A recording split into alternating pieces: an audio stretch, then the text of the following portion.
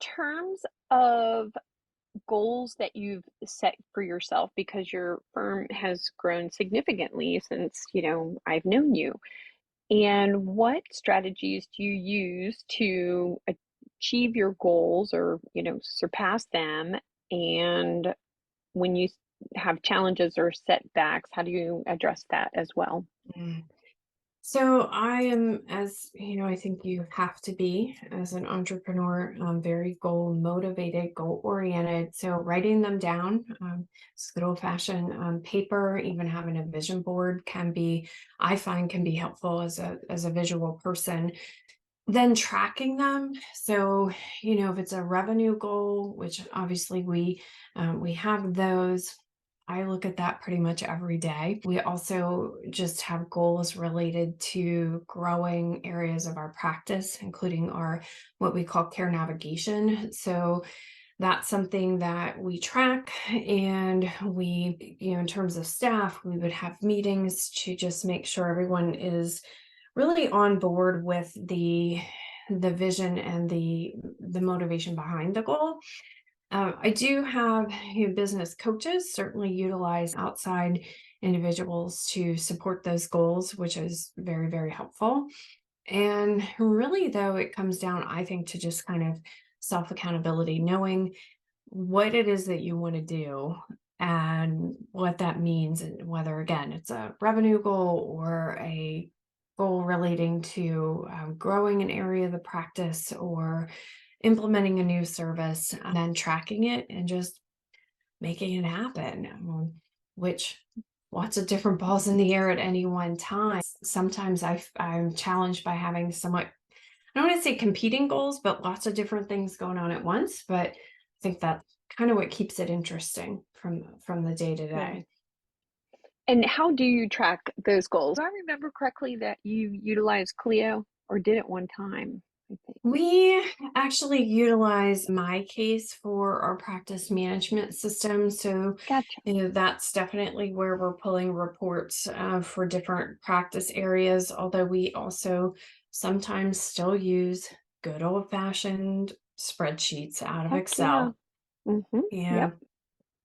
As do we, and we pull them from QuickBooks and, Hmm. other things that we're setting out to track. In terms of staffing, you've grown quite a bit since we've set out. What would you say is some insight or advice that you might give to somebody who's struggling with turnover, or why don't we start with being overwhelmed with administrative duties? So this is still something that I am learning every day, but you do have to delegate. There are just some things that don't require you. Probably the biggest challenge I found to that is having the proper person to delegate to, and also being very clear about what it is that you need to delegate and how you would prefer it to be handled, although we can't micromanage. So that's, again, still a work in progress for me, but Of course, um, sure. delegation is huge. But then the companion to that is having the right person to delegate to. Excellent. And how do you get better at delegation? Is there that, any kind of resource you've found, or what are your thoughts? So, what I typically do is break down all of the tasks, and if you have kind of good systems in place, written procedures, that shouldn't be terribly difficult, but break down the tasks and then just realize what requires you and what doesn't require you. And the things that don't require you, get rid of them. Find someone else who can do them. So just breaking down into smaller pieces what a project actually requires has, to me, has been very helpful. Excellent. That's great. Actually, great advice. And we also have a resource to provide to clients that may help as well. It's a delegation worksheet. So, one other thing that I was going to ask you is, you are really involved in your community in terms of organizations and your service work that you do. So how has that helped your firm grow? And what would you tell somebody who is struggling to grow revenue about that practice? So I think that that was an outcropping for me of not being initially as comfortable just doing maybe what people would think of as traditional networking. So if you're someone who doesn't necessarily want to per se network, getting involved in something, an organization, a program that is serving your community is going to put you in contact with like minded people and also grow your so-called network, your contacts, and you're going to get to know those people a lot better than you would if you just had a marketing meeting with them or a lunch, a networking lunch. And it's going to make sure that the people that are in your circle that are really, again, like-minded. So I participated in a leadership program through our local chamber of commerce. Every year it has a service project, and somehow our service project ended up being manual labor, building a building a nature trail for a local Head Start program. So for Wow. preschool children, yeah, it was wonderful. Yeah. And so if you're digging in the dirt with someone, getting your hands dirty, sweating, and you know out Right. there in the sun, you're gonna really, I think, know someone better than if you just, again, have lunch with them, which isn't to say that's the only I way to get it. do it. But Sure. again, participating in service projects, I think for me it was more comfortable. And if I look at our referral sources now, from financial advisors, accountants, insurance companies, just the variety of folks where our clients come from, many of them are people that I met through the service organizations. Those are our referral sources. And sometimes too, it's people that they knew that are now sending us clients. Sure. So it's just a little different approach that, again, for some folks can be a little bit more comfortable. And it's also just, even if that isn't the result, and that certainly really wasn't my Of goal course. Sure, in sure. getting involved in those things, but it's definitely been a really helpful outcome. And when I did initially start the firm, a lot of the administrative pieces, those contacts came from being involved in the community. So the internet service, I knew someone who worked for that company, so I called them. When we set up the retirement account for staff, that's a financial advisor that I met through, some of Fantastic. the service projects. So Right. I love that. And I have a lot of attorneys who are looking to grow their practices. So tips like that are just gold. And along those same lines, I noticed that you had written two books that, your potential clients can get from your website. So how has was that an effective tool to kind of grow the firm and potentially get new clients? it absolutely is, because it's, again, a little bit different form of marketing that's more informational and educational. And that's something I'm definitely more comfortable with than maybe some of the other more kind of direct marketing tactics, which isn't to say that they're bad in any way. It's just not Sure, another yeah, approach. so it's just another approach, and it just is, again, service to the community, that if someone gets the book and they say, "Oh, my friend is dealing with this," and they can hand it off to them as well. So it's definitely been fruitful, from the standpoint of clients getting into the office, but I also like to think it's helping other people that we don't even really know about yet. Excellent.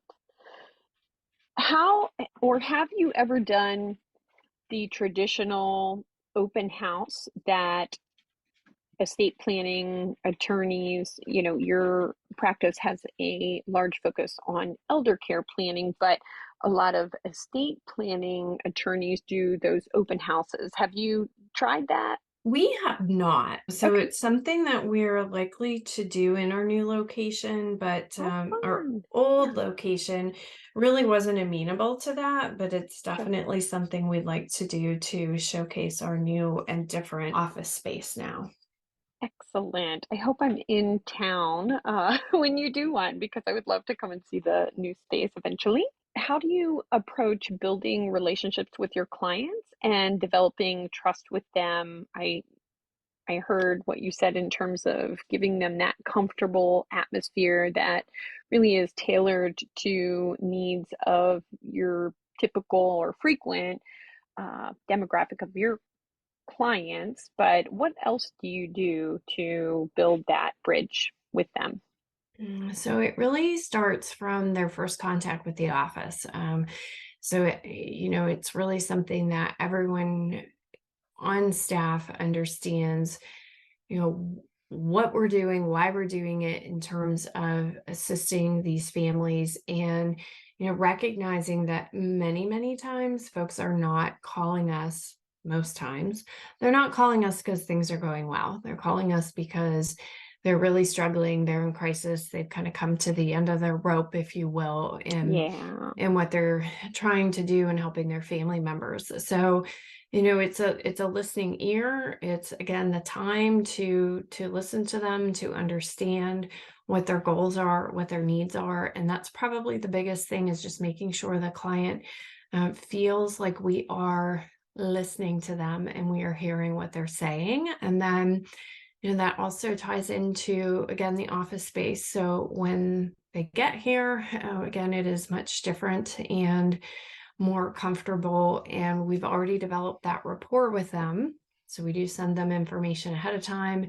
If it is someone who is struggling with an Alzheimer's or dementia diagnosis, we'll send them hmm, the book or some other materials. By the time they're in the office and they come into this comfortable space, they already know that we are listening to them and that we care about what they're experiencing and are going to try to help them. And that, I think really sets the stage to be able to have those difficult conversations. And we also yes, share an appropriate amount of background. My entry into this area of the law was because of my experience with my late grandmother and yes, her nursing home stay and her uh, husband. My grandfather was in a nursing home. One of my staff members had a parent who was in a care facility. So, really everyone here has lived it personally as well as professionally. And so I think that's important for clients to know, because we're not just asking this, because it's relevant for their case. So we really do care about them as a person, right. and acknowledge how difficult it is, what they're going through. That has to help. And I know, because I am the youngest of a big family, we've navigated that as well and, lost my parents more than a decade ago at this point. But having so many siblings to kind of work through how to approach these end of life decisions was a challenge as well. It was a lot of people dealing with a lot of emotion. So, yeah, it's not easy. If I can switch gears just a little bit, can you share a little bit about how you manage to not stay chained to your desk? I think I had shared this in a previous conversation, but because you're in your office so much, how do you manage to, do you focus on getting steps? I have a lot of clients who say this is a challenge. It's a challenge for me and my team as well. So, working virtually, getting comfortable with coffee and sometimes a blanket, working at my computer. How do you manage that? Mm. So it's interesting. I actually found that more difficult when I was working virtually in 2020 and the beginning of 2021, than in a traditional office space. So I think you just have to be really intentional. We are very fortunate here in this unique office space that you can take, as I like to call them, a sunshine break really Oh, easily, love that. Yeah. and go walk around, for 5 minutes, 10 minutes, just anytime really, but just to kind of get out and stretch your legs. But I think you just have to decide you're going to do it. I use timers a lot. So I use timers a lot on my watch, my phone. So if you've been working on something for an hour, then go take a 5 minute walk, 10-minute walk, whatever the case may be. I actually don't sit either. I stand. It occurred to Oh, me at good. the old office, I had a standing desk converter and I still had a chair. And the only time I used the chair was to sit down to eat lunch. And I thought, well, that's silly because then I just have a random chair. So I actually got rid of the chair. I just have a standing desk now in my office. So Oh, great. um, I have to fight the dog for the chair when I do want to sit down. That's a good motivation to remain standing. Yeah, Mhm. that is good stuff. Well, is there anything that you would like to add about your practice or your journey, Julie? I know we're coming up to the end of the time that I've asked of you today. Is there Um, anything else? Yeah. so I would just say it has been rewarding to have transitioned out of a general practice firm and into this specialized firm that is, my baby, if you will. So Yes. we can really tailor it to the client's needs and what I want it to be. So if anyone's considering that, I would say do it sooner rather than later because it's definitely worth it. It's not to say it's not challenging, but it is definitely worth the effort and Yes. um, a really rewarding and wonderful thing to be able to do. I love that. And to find you, your website, would you like to share it? Sure. So there's two websites. There's www.trinityelderlaw.com, and there's also the Four-Legged Family Members site, which is the www.fourleggedfamilymembers.com. That's how we refer to pets here. They're not pets, they're I love family that. members. And they are. Wow. Yeah. Even though I grew up in the country, they're very much family members. I had a horse my brother brought inside one day because I was sick and missed my horse. My parents were away. Oh, I love it. So, yeah, not too terribly far. It was just into like the laundry room. But Okay. yeah, yeah. But anyway, in terms of calling the firm, would you like to give that number as well, please? Sure, it's 724